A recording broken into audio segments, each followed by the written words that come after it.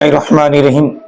قابل احترام دوستو، آج کی اس ویڈیو کے اندر ہم انشاءاللہ اللہ اس کے رسول کی باتوں کو سنیں گے اور اس پر عمل بھی کریں گے اور انشاءاللہ اس کو دوسروں تک پہنچانے کی کوشش بھی کریں گے۔ بسم اللہ الرحمن الرحیم۔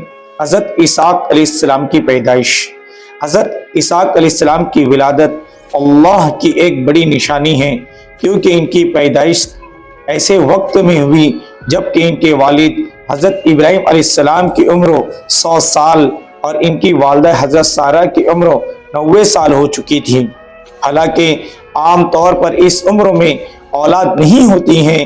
جب فرشتوں نے ان کی پیدائش کی خوشخبری دی تو دونوں حیرت و تعجب میں پڑ گئے، مگر فرشتوں نے یقین دلایا اور کہا آپ نا امید نہ ہو۔ چنانچہ اللہ تعالیٰ کے حکم سے حضرت اسحاق علیہ السلام کی پیدائش ہوئی۔ اسی سال حضرت ابراہیم علیہ السلام اور حضرت اسماعیل علیہ السلام نے بیت اللہ کی تعمیر فرمائی۔ یہ حضرت اسماعیل علیہ السلام سے 14 سال چھوٹے تھے۔ 60 سال کی عمر میں حضرت ابراہیم علیہ السلام نے اپنی بھتیجی کی لڑکی سے ان کی شادی کرائی۔ ان سے 2 لڑکے پیدا ہوئے، ایک کا نام یسوع تھا اور دوسرے کا نام یعقوب تھا۔ حضور صلی اللہ علیہ وسلم کا معجزہ، بکری کے پیروں میں اور دودھ میں برکت۔ حضرت علی رضی اللہ تعالیٰ عنہ روایت کرتی ہیں کہ عبد المطلب کے خاندان میں 40 آدمی تھے۔ ایک مرتبہ آپ صلی اللہ علیہ وسلم کی دعوت کی۔ ان میں بعض تو اتنے مضبوط تھے کہ اکیلی ہی پوری بکری کھا جاتے تھے اور 8 سیر دودھ پی جاتے تھے۔ آپ صلی اللہ علیہ وسلم نے 1 سا آٹا اور بکری کا 1 پیر پکوایا، اسی میں ان سب نے پیٹ بھر کر کھایا اور روٹی بچی رہی۔ پھر آپ صلی اللہ علیہ وسلم نے 3-4 آدمیوں کے پینے کے لائق ایک بڑے پیالے میں دودھ منگایا اور سب کو بلایا۔ ان تمام لوگوں نے دودھ سیر ہو کر پیا، پھر بھی پورا دودھ بچ گیا۔ ایسا معلوم ہوتا تھا کسی نے پیا ہی نہیں۔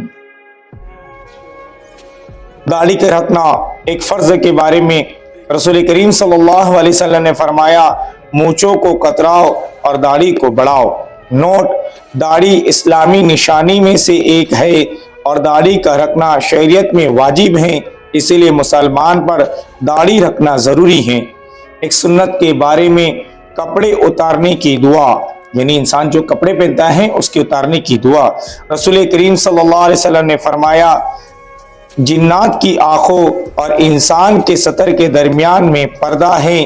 جب مسلمان کپڑا اتارنے کا ارادہ کرے تو یہ دعا پڑھے، بسم اللہ الذی لا الہ الا ہو، بسم اللہ الذی لا الہ الا اللہ۔ ترجمہ: اللہ کے نام سے لباس اتارتا ہوں جس کے سوا کوئی معبود نہیں۔ ایک اہم عمل کی فضیلت، اللہ کے واسطے محبت کرنا۔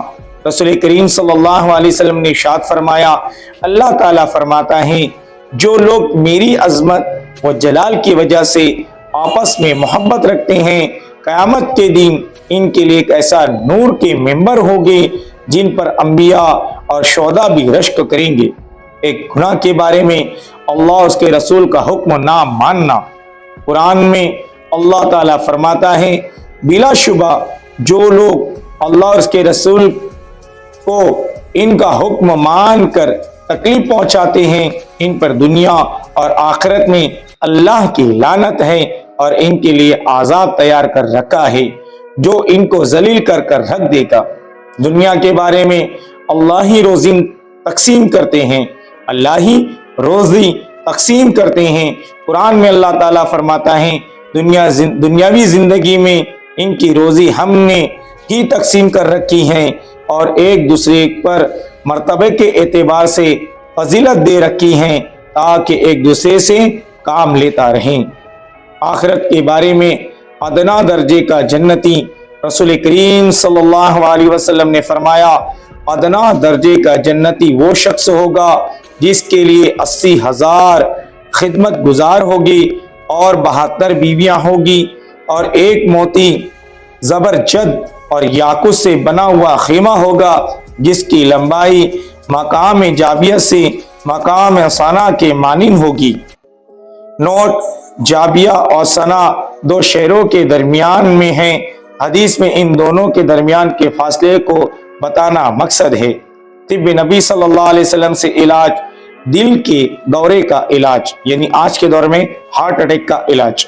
हजरत साद बिन अबी वक़ास रज़ियल्लाहु ताला अन्हु कहते हैं कि एक मरतबा मैं बहुत सख्त बीमार हुआ तो नबी करीम सल्लल्लाहु अलैहि वसल्लम से इयादत की गरज